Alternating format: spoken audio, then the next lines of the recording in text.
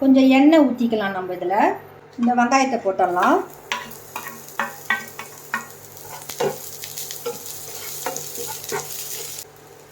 இது கூடவே இந்த வெங்காயத்தாசையும் போட்டுடலாம்.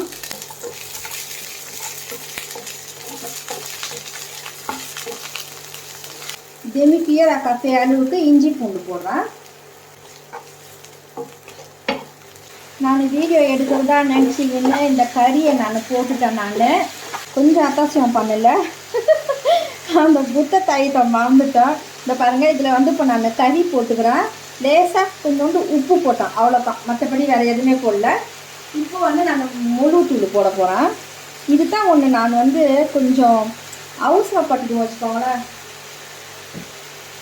அப்பப்போ நம்ம நிறுத்திடுறோம் இல்லையா, அந்த வெங்காயம் வந்து பொரியிற வரைக்கும் வந்து கொஞ்சம் நேரம் நிறுத்துவோம்னு சொல்லிட்டு நிறுத்துவோம் பாருங்கள்.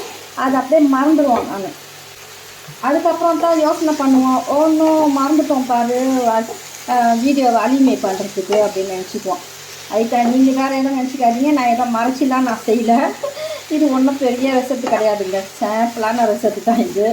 இன்றைக்கி மத்தியானத்துக்கு நான் இந்த சாப்பாடு செய்கிறேன், அதனால் நான் வந்து உங்களுக்கு நான் இதை செஞ்சு காட்டுறேன்.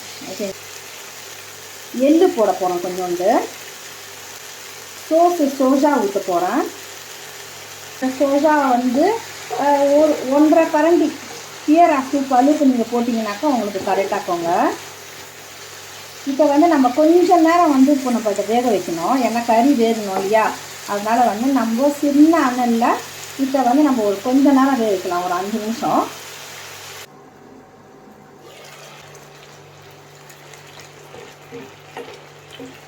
அவ்வளோங்க, நல்லா சோஸ் ஆகிடுச்சு.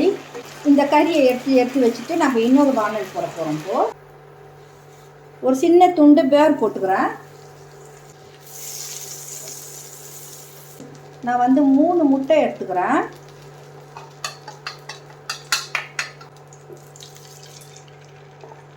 இப்போ இது வந்து நம்ம இதில் ஊற்றிடுவோம். கொஞ்சோண்டு உப்பு, இந்த மிளகாக்குது பாருங்கள், இந்த பிமோ கையன்னு சொல்லுவாங்க, இந்த சின்னதாக இருக்கும் அந்த மிளகா. அதில் வந்து நான் இதை பாருங்கள், ஒரு சின்ன கரண்டி தான் நான் போடுறேன். ஒரு 2 பேசை அளவுக்கு தான் நான் போடுறேன் அந்த மிளகா. இது வந்து ரொம்ப காரம் இது, அதனால் நம்ம வந்து கொஞ்சம் ஜாக்கிரதையாக நம்ம வந்து அதை போட்டு செய்யணும். ஏன்னா முட்டையில் வந்து அவ்வளோவா ஏறாது, சப்புன்னுக்கிற மாதிரி இருக்கும். அதுக்கு தான் நான் வந்து அந்த மிளகா வந்து நான் கொஞ்சோண்டு போட்டுக்கிறேன். இல்லை நீங்கள் வந்து மிளகாத்தூள் வந்து போடணுன்னா நீங்கள் போடுங்க அதில். அதாங்க, இதை வந்து நம்ம லேசாக கொஞ்சம் இப்படி துண்டாக ஆக்கி விட்டுருவோம். இதை அதாங்க, இது முடிஞ்சு போச்சு. இப்போது இந்த சமயத்தில் நான் வந்து என்ன செய்ய போகிறேன்னாக்கா, கொஞ்சமாக இதை பாருங்கள்,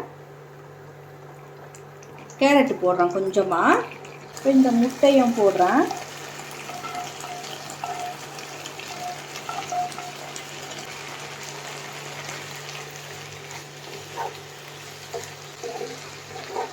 அவ்வளோங்க, இப்போ நம்ம அடுப்பை நிறுத்திட வேண்டியதான். இதுக்கு வந்து இப்போ நம்ம தேவையான அளவுக்கு நம்ம சாதத்தை போட்டு இதை மெலாஜ் பண்ண வேண்டியதான்.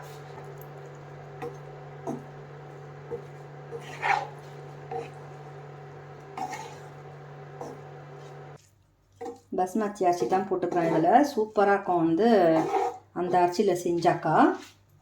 இதுக்கு நம்ம சின்னதாக இந்த மாதிரி மாத்து இலை போட்டுடலாம், புதினா,